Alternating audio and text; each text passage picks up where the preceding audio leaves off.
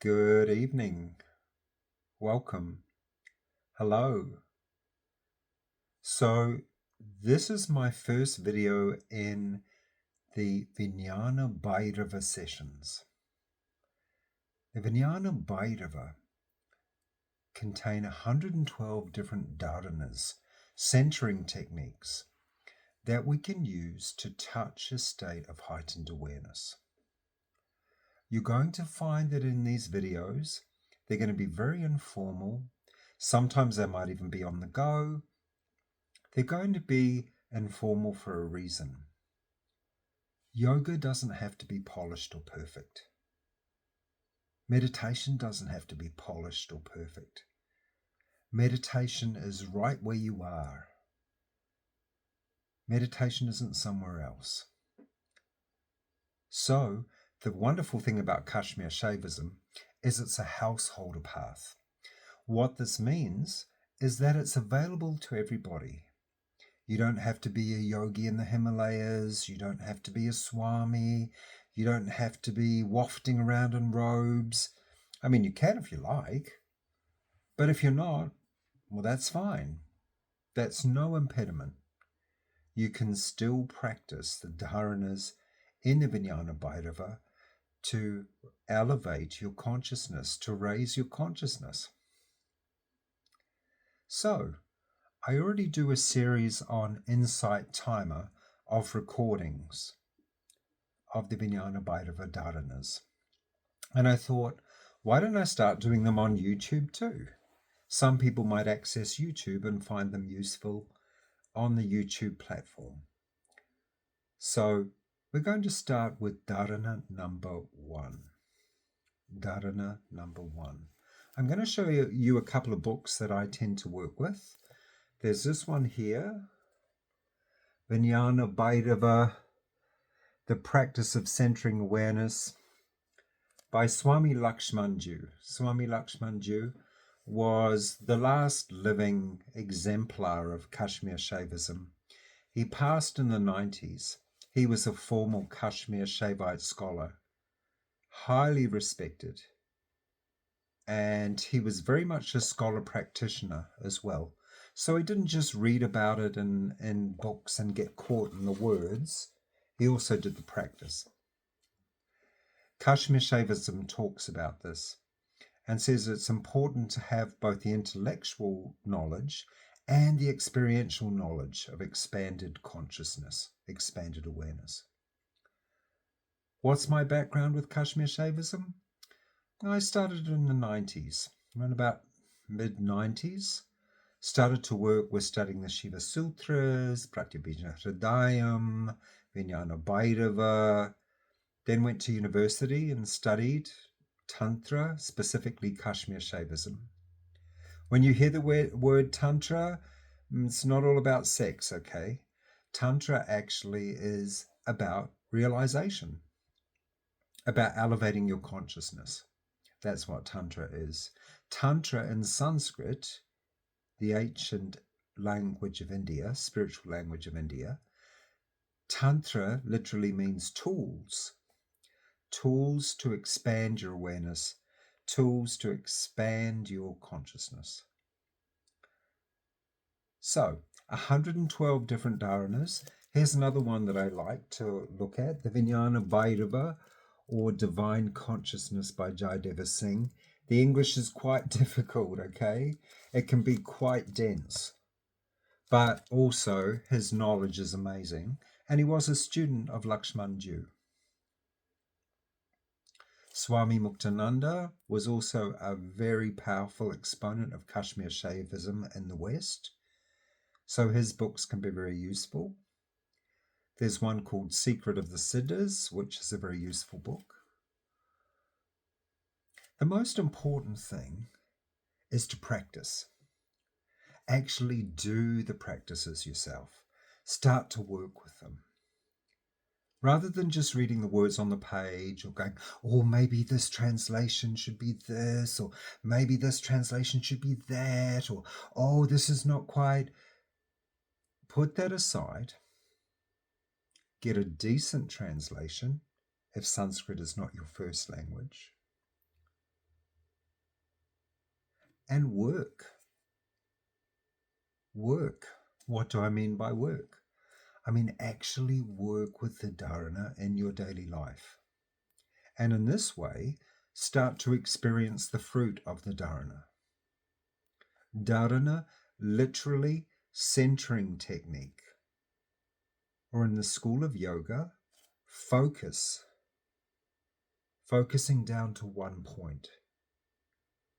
In Tantra, the definition is a little different. Dharana means using the senses, focusing the senses in such a way that you can experience the self. It's not just necessarily focusing down to one point that is important. It's also the way you use the senses, you use your imagination, you use your breath awareness to focus down onto that point. Basically, you're being like an athlete, if you like. You're training your consciousness, training your awareness over and over again so that you become more and more refined, more and more subtle. And when you become more and more subtle, then you can start to touch that place inside yourself of awareness, of consciousness, what Vijñāna Bhairava calls Bhairava, supreme awareness, what Kashmir Shaivism calls Shiva, consciousness, Chit, awareness, consciousness. Okay, so let's begin. What I'm going to do is I'm going to sing it for you.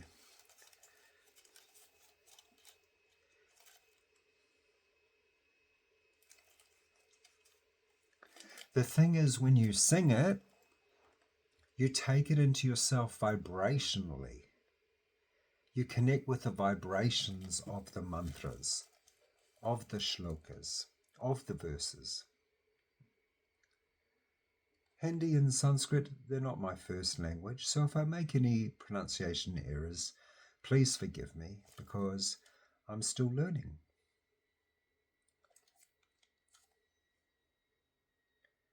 Shri Bhairava Uvacha Arve Prano Yado Jivo Visagatma Parocharet Utpati Dvitiya Stane Paranad Bharita Stitihi.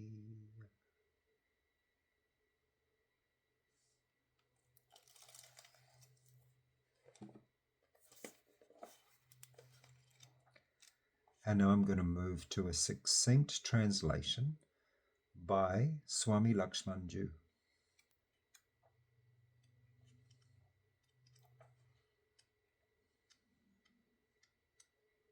I love these books. These are full of wisdom. These are full of the wisdom of Kashmir Shaivite Yoga.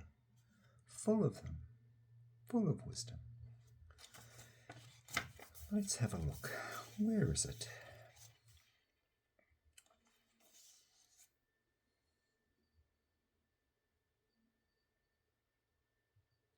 Bhairava answered, the exhaling breath, prana, should ascend, and the inhaling breath should descend, both forming a visarga consisting of 2 points. Their state of fullness is found by fixing them in the 2 places of their origin.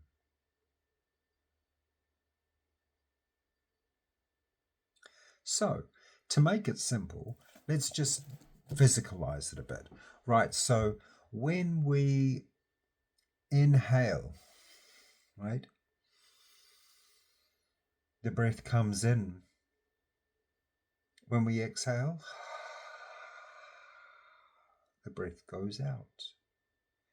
Inhale,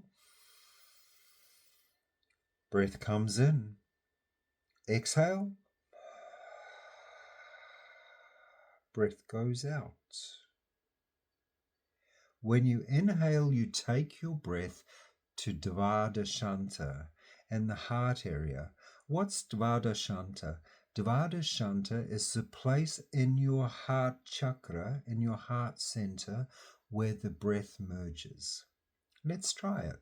Inhale. And feel the breath merge here, around the heart center. Now exhale. Pay attention. Where does the breath merge there? Let's try it again.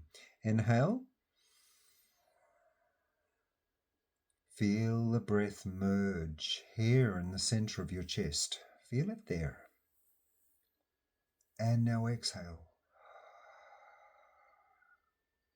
Where does it merge? Can you feel where it's merging? One more time. Inhale. The breath descends. Feel it merge here at Dhāraṇā. Antar Dhāraṇā. Inside Dhāraṇā. Feel it merge there. And now exhale. Where does it merge? Can you feel it? Let me give you a hint. It's on the same level as the heart chakra, but it's external. It's 12 fingers from your heart chakra. Let me just put the book down for a second. So here, here, here. It's about here. It merges about here, right? The breath merges about here. That's where the breath merges. Baya Dhāraṇā, outside Dhāraṇā. Now, you can focus on either of those places. Inwardly, where the breath merges here, Anta Dhāraṇā, or here, external Dhāraṇā. Now I can point that out to you all day, or I can explain that to you all day, but the thing is, you're going to have to do it. That's the thing with all these 112 dharanas. Do them. Practice them. They work. After 30 years, I can tell you they work. And the process is ever deepening. Because, of course, how could we ever come to the end of supreme consciousness? How could we limit something that Kashmir Shaivite calls Svatantra? Kashmir Shaivism talks about Svatantra, supreme freedom, supreme freedom. How could we limit anything by saying that we have reached the end? There is no end to be had. It's without limit. In the same way, if you work with these dharanas, your practice of them will deepen and deepen and deepen. So, once again, inhale. Feel the breath as it merges in the inner Dhāraṇā, the inner merging place. And now exhale. Feel the breath as it merges outwardly at outer Dhāraṇā. Let's do it 2 more times. Breathe in. Feel the breath as it merges here, inner Dhāraṇā. And exhale. Feel the breath as it merges here, outer Dhāraṇā. One more time. Breathe in. Feel the breath merge at inner Dhāraṇā.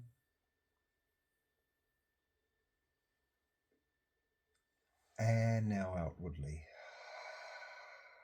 Exhale. Feel it merge at outer Dhāraṇā.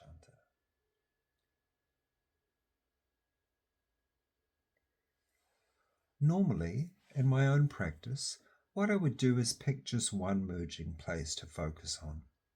Working with both I found could be a little confusing. So you might want to work first of all with inner dhāraṇā, being aware of the breath as it dissolves there. And then you might want to work with outer dhāraṇā.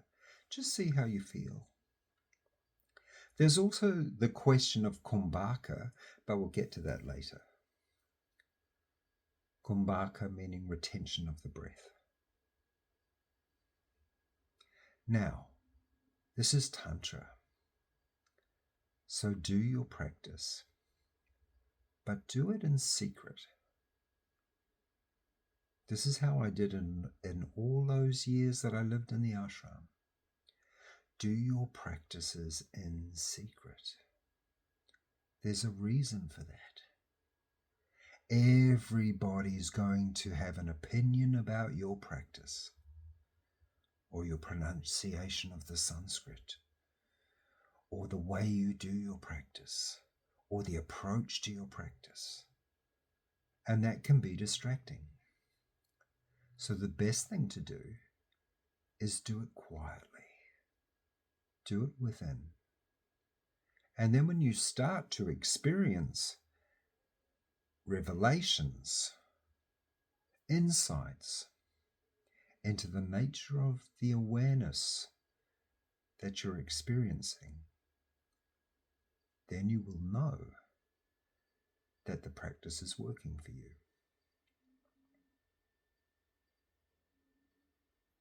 The other thing to realize is that Shaivite yogis look pretty normal most of the time. They don't run around with like dreadlocks and smoking ganja and doing all of that. And by the way, there's nothing wrong with any of that. That's fantastic. If that's your life path and that's what you're called to do. But if you're a yogi in the West, probably a good idea to keep your practice very internal. Very internal. After all, realization is attained in the stillness of your own heart. Doesn't mean you have to be a scholar. Doesn't mean you have to be a guru. Just practice your practice with love and see what happens. And if you have any questions, feel free to ask. I love this subject. I love what it's done for me in my life. I love teaching it to others for that reason too. Am I a guru? No. That's way too complicated nowadays. No. Mentor is a good word. Mentor is a good word.